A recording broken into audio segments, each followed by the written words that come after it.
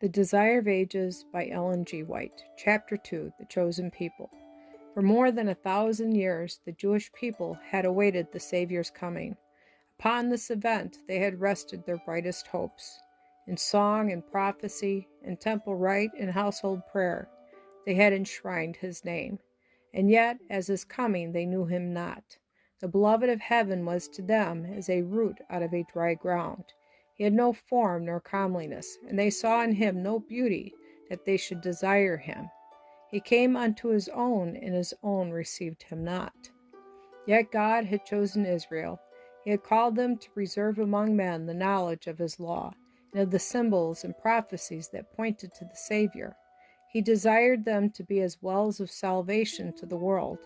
What Abraham was in the land of his sojourn, what Joseph was in Egypt, and Daniel in the courts of Babylon, the Hebrew people were to be among the nations. They were to reveal God to men. In the call of Abraham, the Lord had said, I will bless thee, and thou shalt be a blessing, and in thee shall all families of the earth be blessed. The same teaching was repeated through the prophets. Even after Israel had been wasted by war and captivity, the promise was theirs. The remnant of Jacob shall be in the midst of many people as a dew from the Lord, as the showers upon the grass, that tarrieth not for man, nor waiteth for the sons of men. Concerning the temple at Jerusalem, the Lord declared through Isaiah, Mine house shall be called a house of prayer for all peoples. But the Israelites fixed their hopes upon worldly greatness. From the time of their entrance to the land of Canaan, they departed from the commandments of God, and followed the ways of the heathen. It was in vain that God sent them warning by his prophets. In vain they suffered the chastisement of heathen oppression. Every reformation was followed by deeper apostasy. Had Israel been true to God, he could have accomplished his purpose through their honor and exaltation.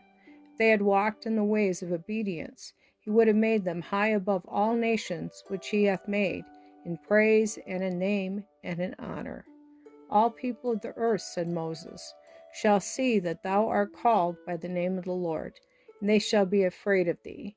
The nations which shall hear all these statutes shall say, Surely this great nation is a wise and understanding people.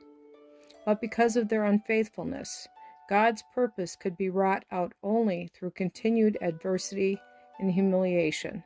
They were brought into subjection to Babylon and scattered through the lands of the heathen. In affliction, many renewed their faithfulness to his covenant, while they hung their harps upon the willows and mourned for the holy temple that was laid waste. The light of truth shone out through them, and a knowledge of God was spread among the nations. The heathen systems of sacrifice were a perversion of the system that God had appointed, and many a sincere observer of heathen rites learned from the Hebrews the meaning of the service divinely ordained, and in faith grasped the promise of a Redeemer. Many of the exiles suffered persecution. Not a few lost their lives because of their refusal to disregard the Sabbath and to observe the heathen festivals. As idolaters were roused to crush out the truth, the Lord brought his servants face to face with kings and rulers, that they and their people might receive the light. Time after time, the greatest monarchs were led to proclaim the supremacy of the God whom their Hebrew captives worshipped. By the Babylonian captivity, the Israelites were effectually cured of the worship of graven images. During the centuries that followed, they suffered from the oppression of heathen foes, until the conviction became fixed that their prosperity depended upon their obedience to the law of God. But with too many of the people, obedience was not prompted by love. The motive was selfish. They rendered outward service to God as the means of attaining the national greatness. They did not become the light of the world, but shut themselves away from the world in order to escape temptation to idolatry. In the instruction given through Moses, God had placed restrictions upon their association with idolaters. But this teaching had been misinterpreted. It was intended to prevent them from conforming to the practices of the heathen, but it was used to build up a wall of separation between Israel and all other nations. The Jews looked upon Jerusalem as their heaven, and they were actually jealous lest the Lord should show mercy to the Gentiles. After the return from Babylon, much attention was given to religious instruction.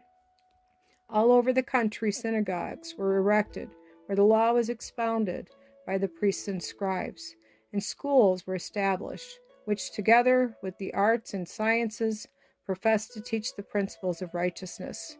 But these agencies became corrupted. During the captivity, many of the people had received heathen ideas and customs, and these were brought into their religious service. In many things they conformed to the practices of idolaters.